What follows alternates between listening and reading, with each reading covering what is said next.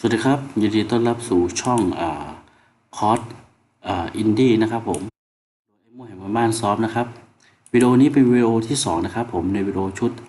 ZK Framework App Basic นะครับผมวิดีโอที่แล้วเราได้เห็นภาพคร่าวๆแล้วนะครับว่า ZK เป็นยังไงเนาะนะครับวิดีโอนี้นะครับผมเราจะเริ่มมาติดตั้งเครื่องมือต่างๆนะครับที่เราจะพร้อมที่จะพัฒนา ZK นะครับผม อันนี้วันวิดีโอนี้เราเริ่มจากนะครับการดาวน์โหลด JDK นะครับ JDK เอามาใช้ในเครื่องก่อนนะครับพิมพ์เลยนะครับดาวน์โหลดนะครับ JDK นะครับ JDK นะครับผมอาจจะเพิ่ง8ก็ได้นะครับเพราะผมไม่ผิดเนี่ยมันน่าจะไป JDK 9แล้วนะครับมันจะใช้แพลตฟอร์มของนี่นะครับกดตรงนี้นะครับมันน่าจะเป็น JDK 9นะครับแต่ไม่รู้ว่า Eclipse จะรองรับหรือเปล่านะครับเราจะใช้ Eclipse ที่ 4.4.2 มั้ง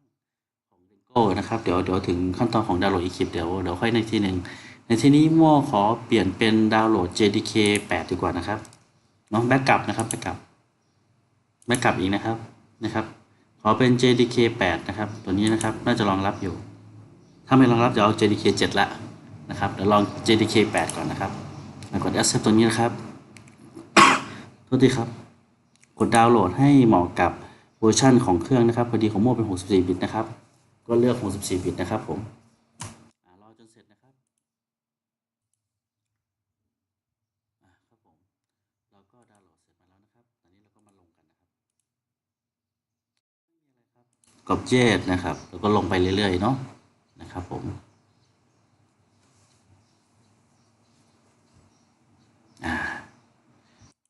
เลยนะครับ next ครับผม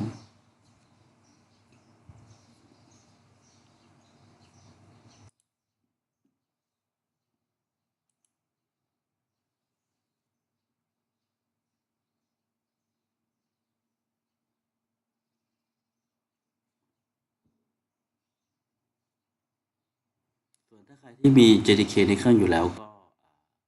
ก็ไม่ต้องลงนะครับไม่ต้องลงนะครับผมส่วนใครที่ยังไม่มีนะครับเซตเครื่องใหม่เหมือนมั่วเนี่ยนะครับก็ลงครับเพราะว่าไม่งั้นเราจะรันอีกเครื่องมือ Eclipse ไม่ได้นะครับ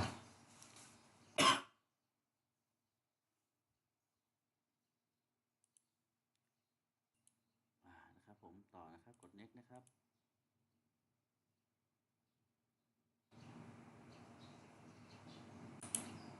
นะครับอย่างนี้ก็เรียบร้อยนะครับ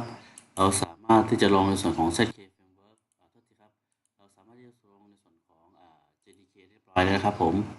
นะครับวิดีโอนี้ก็ไว้แค่นี้นะครับผมเดี๋ยวเรามาต่อที่วิดีโอต่อไปนะครับในการลงเครื่องมือนะครับผมขอบคุณมากครับ